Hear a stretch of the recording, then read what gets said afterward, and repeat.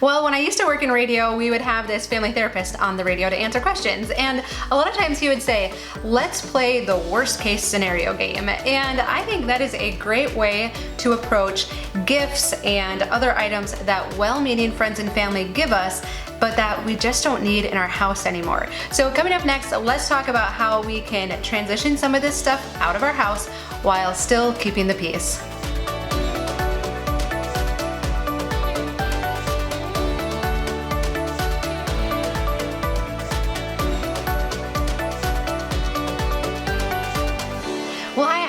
From The Minimal Mom, and as we continue talking about decluttering and simplifying our house, of course we are going to come along to gifts. So whether it was something that was given to us for Mother's Day or a birthday, or just things that friends and family have come across at a garage sale or that they want to pass on to us because they don't want it in their house anymore, these items can be tricky. And so I want to share with you just some of the things that have worked for us over the years, because we're like you. I am you. I have been through all of this. We have 4 kids. We have lots of family that lives close by, and they are so well-meaning, right?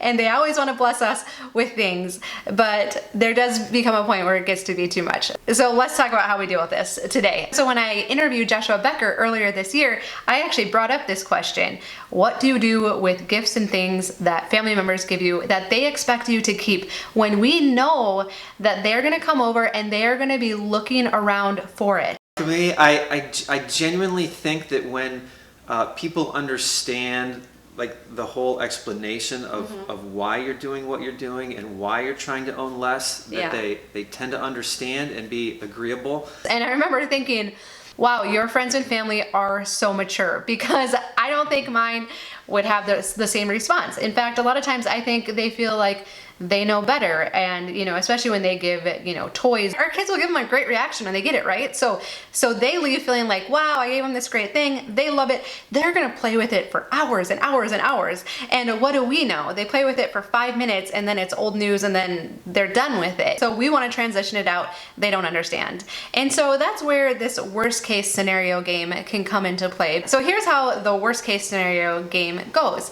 We imagine, what's the worst case scenario if I did decide to get rid of some of these things that my well-meaning friends and family have given to me? Well, I think what most of us fear the worst case is that either our friends and family are going to stop talking to us, or they're going to talk about us behind our back. They're going to say things like, they're so unappreciative, or have you seen what they're doing at their house? They're getting rid of all their toys. Those poor kids are not going to have any toys. They're not going to have anything to play with. They're going to be so miserable. I can't believe they're doing this. We just imagine all of this in our head. Now here's the truth. The truth is that only 80% of the time does the worst case happen, and of that 20% of the time that it does happen, 80% of that time, it's not as bad as we imagine. So most of the time, the worst thing we imagine isn't gonna happen, but let's say it does. So this happened to me. I had a family member, actually saw in one of my videos that we were getting rid of some of the toys that they had very generously given to our kids. And so they stopped talking to me. And it stung. At the beginning, I felt really misunderstood, but in the end, I'm actually really glad that it happened, because it caused me to step back and say, oh my goodness, am I doing the right thing? If I'm offending people this much, am I doing the right thing? And what I realized was that I was so certain that what we were doing was right, that I could see through it and be like, you know what, it is really unfortunate that this person is talking to me, but A, me keeping it probably isn't actually gonna make them happy, because they'll find something else to be annoyed about, and B, it's kind of their loss. I didn't see it that way right away, but eventually I thought, you know what, if they're voting themselves out of my life, I guess that's just their own deal. And ultimately, I know that what I'm doing is what's best for my family. But what happened? A few months later, they came up to me, we were at an event, saw me, and they were like, oh, hey, how's it going? Oh, wow, it's been so long since we caught up. And acted like nothing had happened. And so I feel like they eventually realized that they were in the wrong. Even if they would have been spreading rumors behind my back, I think other people would, they know me and they know the type of person they are, and that it takes a lot to please them, right? So even if they said negative things, I don't think that the people listening to it would have really believed it, or they would have thought there was more to the story. So we can't control other people, we can't control the response, but I hope that if you use this to kind of say, what's the worst case scenario, that you might realize that it might not be as bad as you think. But with that being said, there are people in my life, if I play the worst case scenario game, that it would very much hurt me, and I wouldn't want for them to stop talking to me or be that offended with me. My mom, my sister, I would never want that to happen. I would never want to offend them at that level. And so that's what's so tricky about this. It's not cut or dry. We can't just say, oh, well, my family would just want me to be happy, so I'm just gonna get rid of it. And I know so many of you have said that. Like, it's not that simple. But what's cool is the people that are closest to me, like my mom and my sister, now they see how we've kind of changed our lifestyle and they've adapted to it. It took a little time because what happened? I changed the rules without telling them. So when I first started simplifying our lifestyle, like I've said, I didn't even tell Tom right away. And so I decided I want to try minimalism. I want to try living just a really highly simplified lifestyle, see what happens. So I decided to start trying it.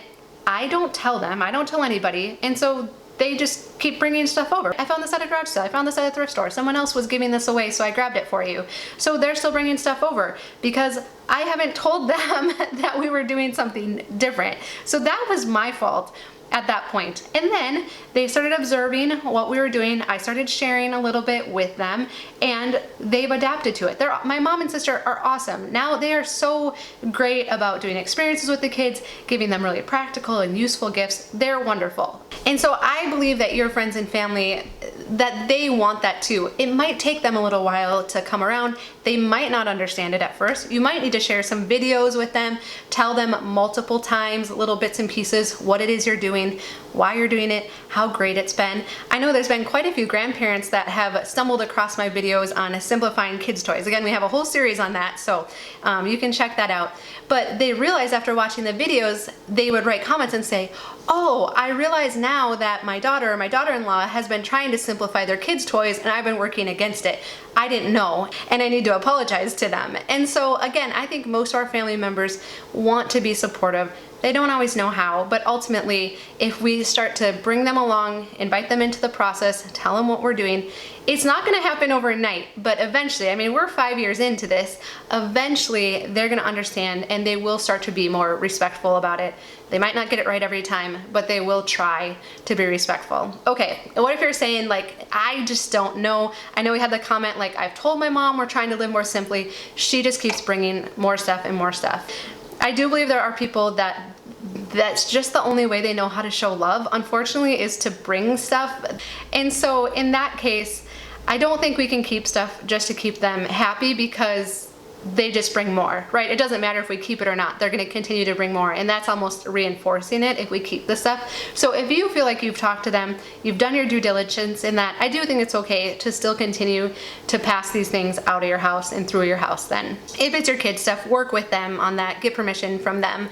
Also then try to encourage things that you do want them to do. So like, oh, you know, I know you're coming over. Would you want to bring some stuff to bake cookies? The kids love baking cookies with you, or do a craft project with them, or, you know, we have this new game, so do you want to bring some popsicles and we'll play it outside? And just try to direct them towards what things that could be helpful. Or, you know, maybe if we're back to school, oh, you know, each of the kids could really use a new pair of jeans and a t-shirt. Would you want to take them shopping for that? And just do your best to reinforce the things that are helpful to your family, because let's face it, kids still do need things.